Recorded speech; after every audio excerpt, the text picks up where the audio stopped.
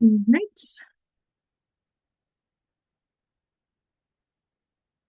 We have it until 9:05, I think, and then we'll start with a quick intro, and then I'll kick us off with the current state of remote nursing and future of the nursing profession. Oh boy. Do it. All right. Well, hearty welcome to Remote Nursing Conference 2025. This is the first of such events, and we're super excited to kick it off this morning. And we've got a really amazing group of attendees, including yourself. And so thank you so much for coming today and making that time available. Yeah, in the spirit of being remote, we are we're all doing this remote. So we're taking a little bit of our own poison this morning, and hopefully it works out for the best.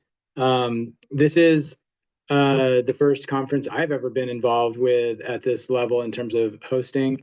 And that's exciting and also terrifying, I should say, at the same time. And so thank you for bearing with us as we work through some of the kinks.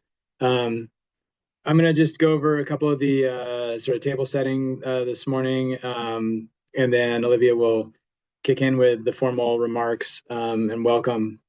But I did want to, it's always a funny thing. If you're having any trouble getting in, then I shouldn't be talking to you because you're already in. So there are some people who are not in yet and having some difficulty with that. And so I'm kind of bouncing a little bit back and forth to trying to help moderate for those people and get them in. So I'll be doing that a little bit in the background.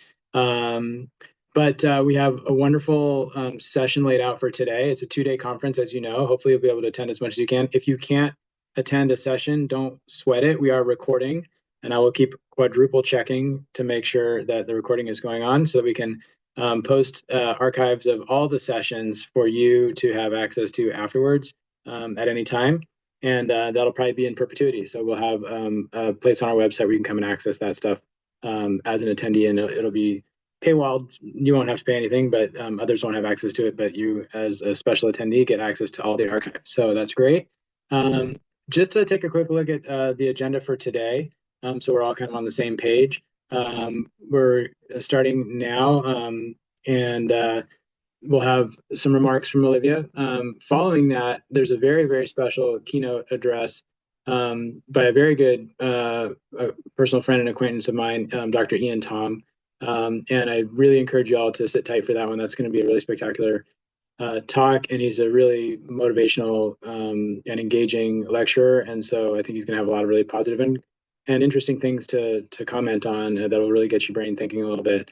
So that's Ian coming up at 10 o'clock. Following that, we are going to take a dive into remote work tech stack.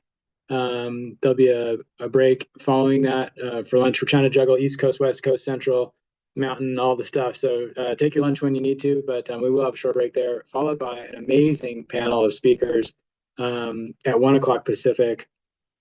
I'm really excited to see this. It's going to be a very dynamic discussion, real talk on remote nursing from experts.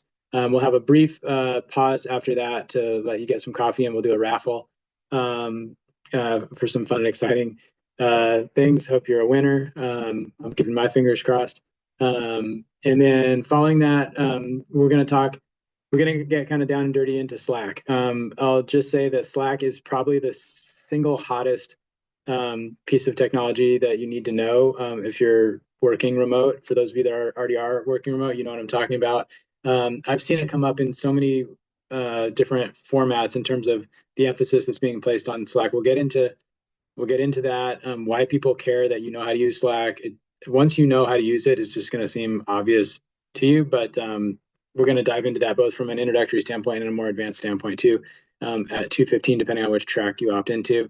And then 3 o'clock, we're going to talk. This is a good one: identity, parenting, burnout, and remote work transition. So a little bit more on lifestyle concerns and career choices and sort of your environment and all that stuff. Again, Jules is going to bring a really amazing perspective to that, so we're looking forward to her take. And then 4 o'clock Pacific, Bridget will talk about communication and corporate nuance, the importance of mentorship.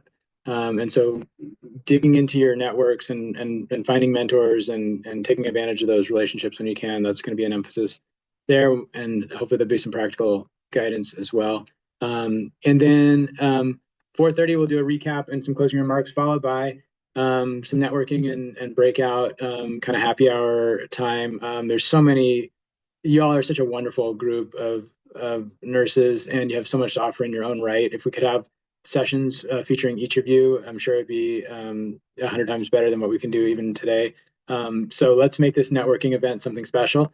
And you can talk to folks and share your own knowledge and ask your own questions. We have two breakout rooms assigned, not assigned, well, two breakout rooms that we're going to host for the networking session, and you can pick which one you want to attend or kind of bounce back and forth. One of them will be sort of more channeled towards remote nursing topics proper. And then the other one is going to be a little bit more on kind of corporate roles and how to fit into kind of a corporate type role and make that successful versus just strictly nursing. So that will wrap up today's agenda. Olivia, take it away. Awesome. Thank you, Jeff. Let me share my screen.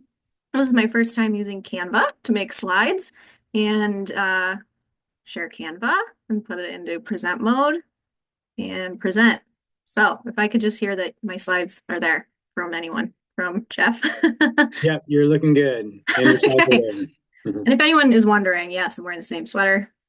I didn't mean to, but I guess it's my favorite. So, okay. Well, I just want to echo what Jeff said. Thank you all for coming. This is something that means a lot to me. Having the opportunity to get this together, get like-minded nurses in a room over the weekend and just share ideas and insights and feed off of one another. I hope that this prepares you, for any remote role that you're interested in and seeking. Many of you come from our shadow nurse communities, so I want to mention that and just say thank you for supporting and being involved. Shadow Nurse is about more than just that company and that mission. It's really about supporting nurses to work remotely. And I found, after talking to a lot of you and reviewing resumes, there's a big need for a lot of these skills and you guys want them. And I think, you'll hear in this talk where I think the future is for nursing and how critical it's going to be for us all to be aware of the tech and the developments across digital health and get a seat at the table as many companies as possible to have a voice in that. And choosing a remote career path as a nurse is a very powerful way to get that voice, right, and to spread our cumulative voices across these companies as we shape the future of healthcare in the digital space. So thank you all for coming, and I hope more than anything that you have fun and that this is interesting and sparks ideas and you feel, excited at the end of it. So to have fun, relax, it's cool being at home doing something like this and just enjoy. Okay. All right. So we'll get right to it. And can I use my arrows? I can. All right. Canva. Before I say anything else, Canva is the go-to now, okay, for PowerPoints and resumes and everything. So we'll talk more about that. Okay, so I'm going to just start with a little bit about my background. All right. I've been a nurse now for 15 years, which is crazy.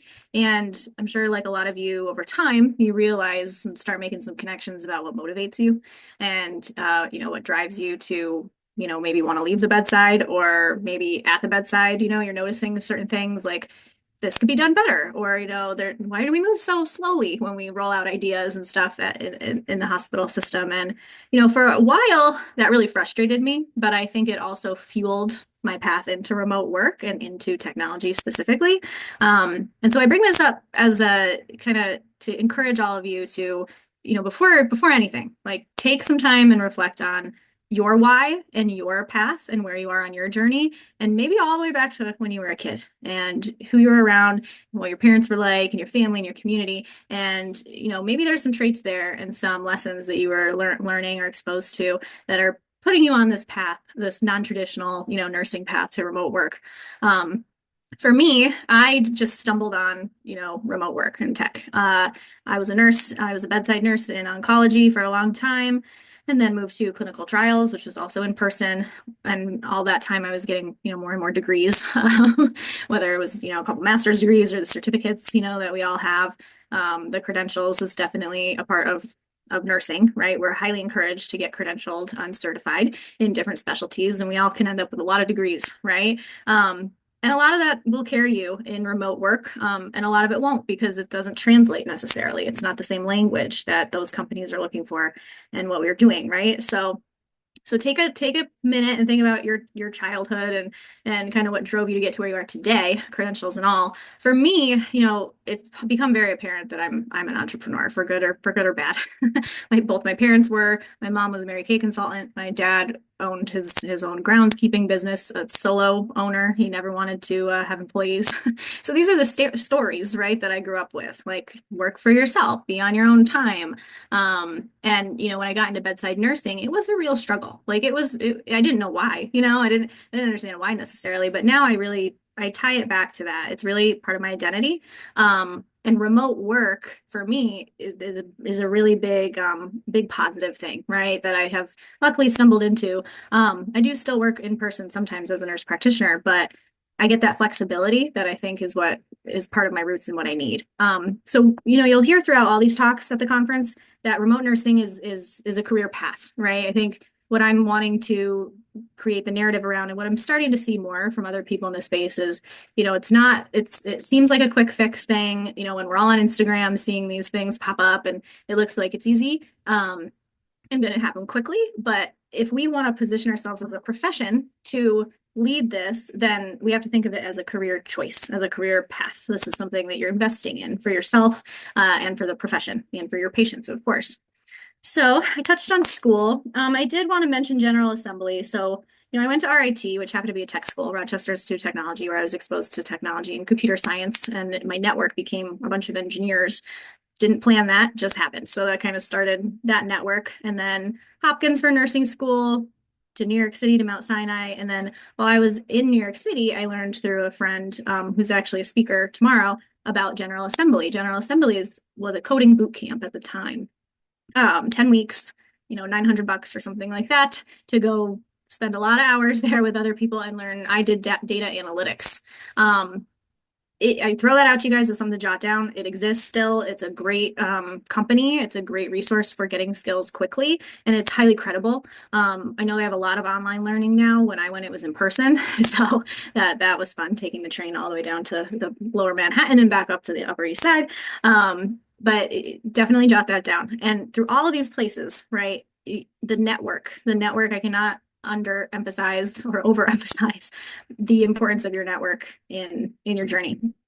And that brings me to LinkedIn. So a recruiter actually reached out to me. And at the time, I had my General Assembly certificate. I was working at Mount Sinai in clinical research. And somebody reached out to me from a startup, a real startup. And that's because I had my LinkedIn profile set. I had my picture, my experience, it was together. And they found me. So you can think about, preparation, right? And I'll touch on that in a little bit too, but the importance of just being ready for that opportunity to pop up, being prepared. So it showed me really early on the power of LinkedIn, and the importance of keeping an updated profile.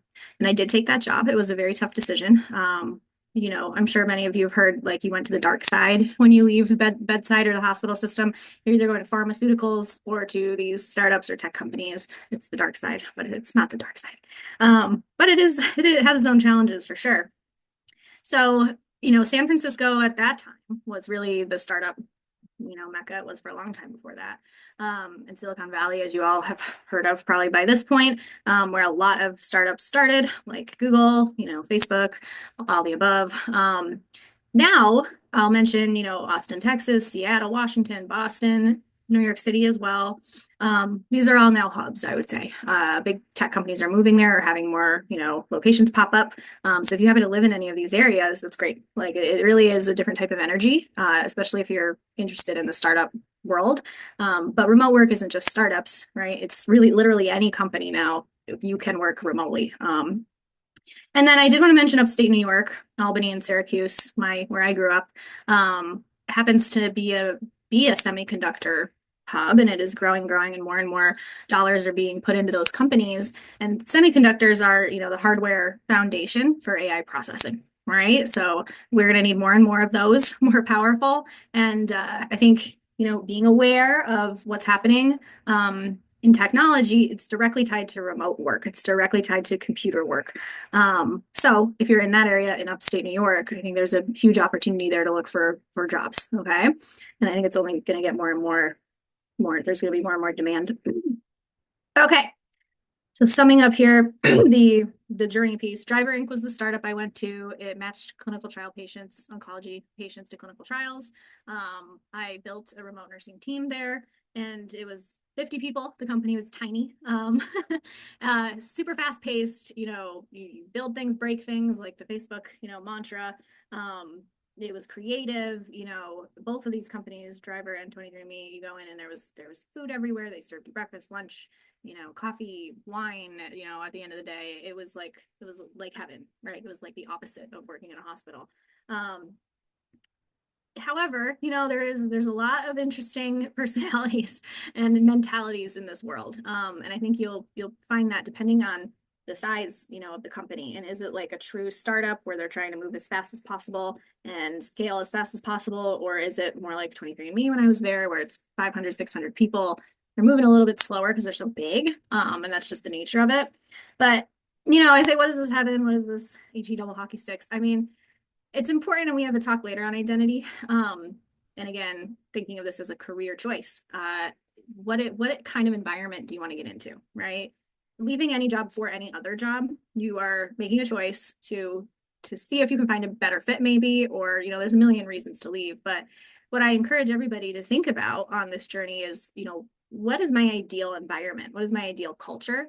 Am I the kind of person that thrives with uncertainty and thrives with having to move fast and be okay with breaking things and doing things wrong so that you can learn and pivot fast? That's a startup. That's like less than 50 people, maybe even less than that kind of vibes, and you can further segment that down even more if you want.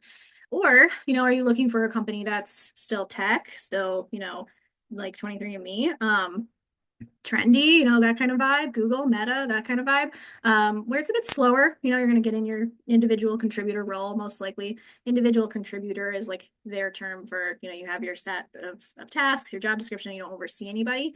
And then there's, managers and stuff, and that's further segmenting.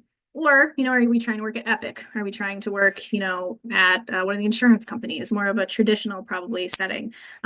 Awesome. But you can kind of, I think, prevent, the number two on the slide. You can kind of prevent that a bit, mitigate for it if you do the reflection up front, figure out, what are your roots, what's driving you, and what kind of environment are you seeking. And then that ultimately will make it easier to land a job, right? Because you're putting the effort into finding your match, to finding a set of matches that you'll be happy at. So keep going. And Jeff, tell me about the time and stuff. Probably want to wrap up by 9:45. Okay, realization. There are many, many roles that nurses would crush if given the opportunity. And the people in these companies, tech, biopharma, startups, telemed, are completely unaware of nurses. All right. This was my realization during my identity crisis when I was working, at 23andMe, between like 2018, 2019, 2020. I think this is changing a bit, 100% all these roles and more are rolling out every single day that nurses would absolutely thrive in. There's a problem though, that, what I realized is the majority of people, most of these people at these companies are pretty healthy, and unless you have been exposed to what happens in a hospital setting or a clinic setting where nurses are, more at the forefront of care, you don't know the power of the nurse. You don't know the skill sets that are required to be a nurse in that setting, in that, demanding setting. And that right there is starting to tie into like, where do we want the future to be? Because it's going to rely on us to communicate and share that story, share what we really bring to the table with not just recruiters, but, the broader public, and these companies. And that can be done through, social media, networking, but through your resume and through how you present yourself on LinkedIn is super powerful, really powerful. And eventually, I believe we're going to see these companies latch on to the nursing profession more as a group of professional people with a skill set that is going to fill this gap that I think is widening, right? The gap between the human, like the human care, and the AI care that's popping up. I wrote down this question to pose to everybody. I don't know if you have been following Nurse Avery at all. I shouldn't even say that. This is an AI bot, okay? The AI generated nurse powered, it's powered by Google. So it's fully AI. The title nurse it's already getting a lot of like heat, because you can't call something a nurse unless they are a licensed nurse. But this was rolled out by Drive Health. as, essentially a personal assistant or somebody to answer questions and give medical advice. Those are the words they use, medical advice, fully AI. But this is the question, like, will this help or hurt our mission to be leaders in the tech and AI healthcare debate? Having something like this pop up, and it's happening more and more, it's going to create conversation. It's going to create the debate, the pros, the cons. And I think a good scenario would be, a good outcome of this would be to accelerate this debate through these tools. And then everyone realizes that, we do need the human nurse. Like, we need us in the mix here. We need to be part of the development, part of the quality checking, the quality assurance. We need a seat at the table, as everyone knows that phrase. That's how I think it could help us, is accelerate it, right? What I don't want to happen is that it hurts us, and then everyone leaps over this opportunity we have to put nurses in remote roles and be part of the development of these tools, which is not new. Like, we all can point to many instances where new tools and medical devices and workflows and our EMRs are rolled out, and we all look at each other and say, "Did you know about this? Were you part of this conversation?" This isn't helping me at all. So that's not a new phenomenon. And what I'm posing to everyone here is, I think that these things can help us if we pay attention and start talking about it now and really make an effort to put ourselves in front of this. It's still very early on. Okay, it's early on, which is the definition of an inflection point, right? So an inflection point is like the tip of the curve. We're like right before that, I think. We're right before that, but it's super exciting. And the inflection point is the intersection of technology, AI, nurse burnout, social awareness of these things, like being aware of Nurse Avery, and the broken healthcare system. Something has to happen, and a lot of people are plugging in with these AI tools right now. But most people miss inflection points, right? The fact that you're at the conference means that you're not most people. So this is super exciting. It's very exciting to me, and I hope it is to all of you. If we can recognize this as a profession and as a group of people, then we can do something about it. The key is to not miss it, right? To not ride the whole wave. We want to get to the peak of the wave, and then be a part of it. Excellent. Okay, going into the current state of remote nursing. Growing demand from nurses. Yes, we know this. Companies are growing and recruiters are learning, right? So I think there are good trends. I think it can be frustrating, and I experience this too. You go on LinkedIn and you see 100+ people have applied to these jobs. I think it's a false read on how many nurses are applying to remote jobs, however. Especially if we're not using the filters right, or paying attention to how long the job post has been there. And if you actually were to segment out all the people that applied, probably 1% of them qualified for it. So it's more about how do we create you as a standout candidate for the right positions to be seen as a qualified candidate, right? So there is growing demand from nurses, but only a subset, like all of you here, are actually going to be qualified for these. And that's a big point of this conference, is to get you guys the skills that you can put on your resume and on your LinkedIn profile, and to have, so that when you do land a job, you can really thrive. Two, and this is like the grain of salt, right? And what I've been saying, it's a career path and not a quick fix. And that's the narrative that we should start communicating to one another. Okay. You are ahead of the curve. That's exciting. We should all be excited about that. We are talking about this, I think, way earlier than nurses have talked about, similar spaces before, like telemedicine or digital health, back in I don't know, you can ask Dr. Ian Tung back in 2012, maybe, when they kind of really started starting to build the digital health and telehealth services. So because of technology, and because we're all super active on social media and reading feeds, and the news, and we have podcasts and all these mediums to get information, I would wager that this is the first time in, nursing history in the last 30 years, when we started playing with the internet and the web, that we were ahead of it. Like, we really can be ahead of this. And we have the tools to communicate how we want to be involved. And just like a quick example, NVIDIA. Imagine getting in on NVIDIA 10 years ago before AI took off, right? Imagine getting a job at NVIDIA 10 years ago. The key is to engage in conversations, find roles that resonate with you, and go for it. Like, if I wasn't on LinkedIn in 2015, that was my personal example, I wouldn't be here right now telling you all this stuff, right? You need to be a player. So that's a take home there. Be a player. And the first step is to be at this conference, which is amazing. And this is one of my favorite quotes ever. Luck is what happens when preparation meets opportunity. So this is preparation. The opportunity, I think, is the inflection point that's here. And luck. Yeah, if you don't put yourself out there, then you're not going to be presented with the moment of luck, right? Okay, a couple more slides.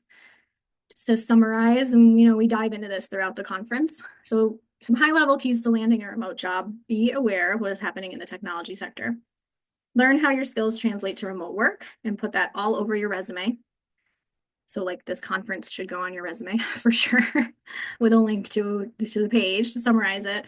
And I did a series on LinkedIn not too long ago, like a month ago maybe, translating nurse jobs, like bedside jobs, to tech title jobs. I think probably some of you saw those, but that's what I mean when I say learn how your skills translate to remote work. All right. When you read the job descriptions, be critically thinking about what do I do on a day-to-day basis that equals what this job description is describing. How can I pinpoint an action, a task that I do every day that then I could tell a story that, educates the listener, the recruiter, the interviewer about how that skill translates into the one that they want. So investing that time and learning how to communicate that will really set you apart. Networking and work with experts to figure out what skills you're lacking and obtain them. All right.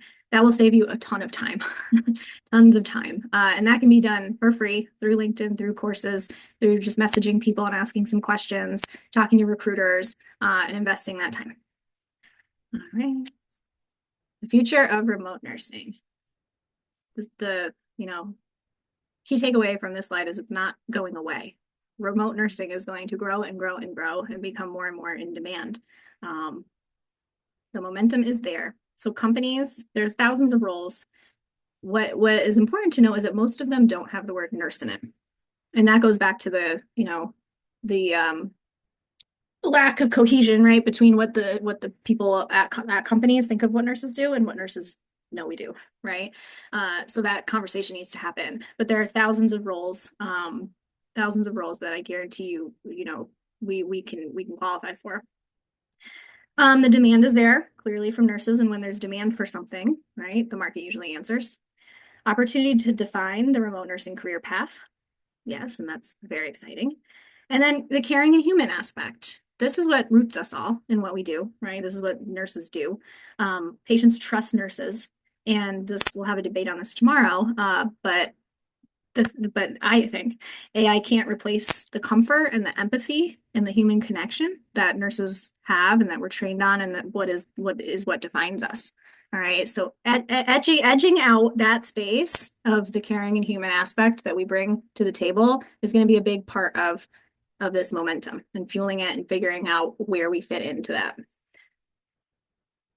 10-year outlook. I have a little quick story I jotted down on my phone. Okay, imagine it's 2034 and a nurse, let's call her Sarah, starts her day not in a hospital, but from her home office. She logs into an AI-powered virtual care platform where she triages patients in multiple time zones, guides families through complex diagnoses, and even monitors ICU patients via remote bedside technology. Over the next 10 years, remote nursing will evolve from a niche role to a mainstream career path. I think it will be driven by AI-assisted clinical decision-making, at-home monitoring for chronic care, nurse-led virtual care models, replacing outdated phone triage, and more autonomy, flexibility, and global opportunities. The future isn't about nurses losing jobs to AI, it's about nurses leading the AI-powered healthcare revolution.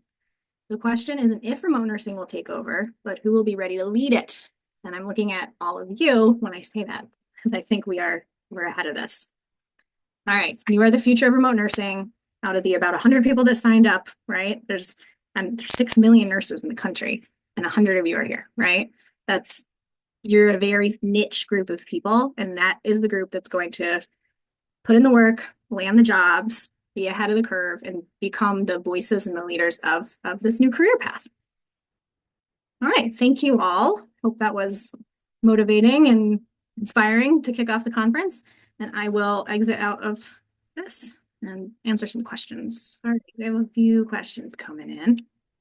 Okay, I am 71 and in nursing for 50 years. Can I fit in? I am still actively practicing. That's great. And yes, I think so. Um, I think with any new anything to the profession, there's a learning curve, right? And I have no idea where you are at with the learning curve of it all. But since you're here, I think you're ahead of most, no matter what the age is, right? Absolutely. It's going to come down to what your story is. If we're framing this around landing a job, it's going to become what is your story? What's your motivator? What are you looking for again? So can I fit in? I'd put that back toward you as where do you see yourself? What do you find interesting about remote work? What kind of company are you looking to work at? I would ask you, what's your specialty? What have you been working in for the last 50 years? I'm sure it's very, diverse and you have a ton of skills. So the story will become, which jobs are you focused on and how do we translate the skill sets and pick the experiences that are going to position you as the best candidate for that role, right? Yeah, great question. Okay. What is Okay. What is the best way to find current open positions for remote AI nursing roles? What are some keywords to search for? Okay. So I'll focus that on AI nursing. So in AI, I mean, let's see, how would I approach this? I mean, I use LinkedIn for job searches. I think LinkedIn is one of the most powerful tools out there that exists. So, there's filtering and different sorting that I would do. I wouldn't search nurse. That's the first thing. I would focus on healthcare. Okay. There's a lot of jobs popping up in the healthcare space that are probably looking for those quality assurance positions, quality checks, you know, data verification, that kind of thing, in AI. So I'm talking AI companies. AI is about data and pattern identification and making sure the data is true and accurate. So nurses are very skilled in data management, data acquisition, data management, summarization, looking for patterns, whether it's within the EMR or taking, different vital signs or observing, patient behavior. That's all data collection, right? So I would use those keywords. You can use AI. I would focus more on healthcare, data quality. And even if it's not a role that you are going to apply for, start reviewing job descriptions and kind of looking for patterns in that job description, in that data set, right? And then you can then use those words to search for roles, right? So kind of playing the system there. I feel like I could keep talking about that, but we're gonna keep moving. We got a lot of questions now. What would you recommend as the first step to position ourselves for the future? This conference. Absolutely. Um, like if you're starting from scratch, just kind of becoming part of the conversation, and like depending on what you're working in day to day, your lens is going to be different, right? So this conference is very much framed around technology and digital health and AI because I see that as the future, right? I'm not saying that's the only aspect of the nursing profession that what we need to shape, right, for the future. But no matter what your focus is or what your interest is, I would start engaging on these platforms like LinkedIn and be reading the news, be reading articles, be part of the conversation. Get versed in what's happening and the definitions around, whatever your lens is. If mine is AI and technology, then I need to be able to speak to that, right? And I'm learning every day, like it's a new language for sure, but be part of the conversation. And then in your network and in the people that you engage with each day, have that conversation. Start bringing this up as something that you're interested in and something that you want to start fueling, a narrative around and get buy-in and get feedback and just start bringing it to, your colleagues, your clinician groups, whoever you engage with, your friends, your family, just start practicing. That would be what I would recommend as the first step. um, yes, there There's a will question from be. Dr. Tong a little further down. Okay. Yep. A quick one. I had trouble getting in. When will the video be available? Uh, probably within about 24 to 48 hours after the conference. If not sooner, we'll try to let folks know immediately once we get it edited and out. Awesome. Dr. Tong's question, have you found any resources where nurses can go to get continuing education on remote work and digital health? Yes, I actually have compiled a very big list of resources that I will send out to everyone within the next week. So you're going to get a pretty robust set of resources, including a job board. And I'm going to review these things tomorrow briefly with you guys. But you're going to get a long list of continuing education. There are some certificates, though I certificates are not necessarily what you need to do. Okay. And free courses through places like Harvard and Google and, Meta. There are different hospital systems that have really great courses and great, readings and materials online through their platforms. So I spent some time compiling a list on around digital health and AI and remote and how to work remotely. So you all will get that within the next week. And if anybody has a resource that they've already used and that they like, then feel free to put it in the platform chat. So not the Q&A during a live session, but the platform chat. That'd be great. All right.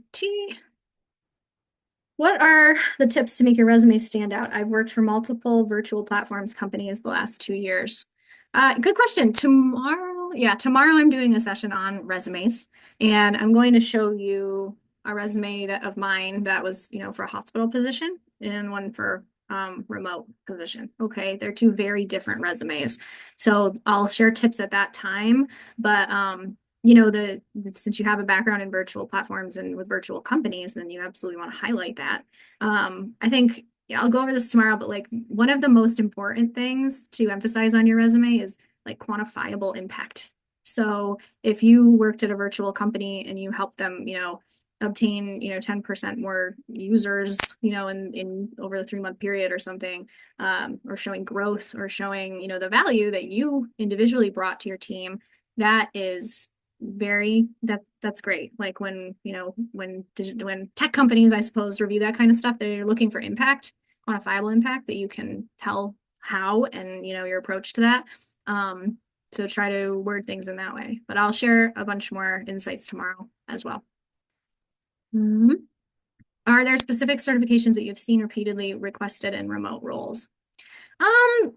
Quality, there's some certificates around quality assurance type of things. Yeah, I think you can get a certificate in almost anything now. They're not all credible. They're not all, really going to tell you the skills that you need. And it's hard to know unless you get the certification. To be honest, maybe in the future, there will be some sort of remote nursing certificate. Maybe there will be a digital health certification. I know that they exist, but maybe that will be a thing that people look for. I don't think they look for it now. I wouldn't say that it's a requirement by any means to get a role. I would really focus on translating your skills that you have to meet the job description that they're asking for.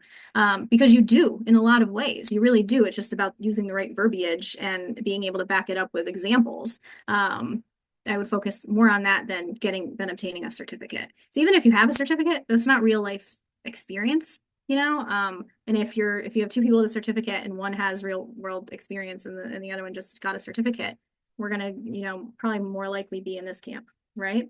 So, I recommend to be cautious with your time. Your time is your most valuable resource, most valuable asset, right? So be cautious with your time. If I come across certificates, I will absolutely note them though. Okay. There's 2 more questions really quick. Do you recommend any degrees certification like an AA in data or IT? So same answer. I got a certificate in data analytics from General Assembly in 2015. That was a different time.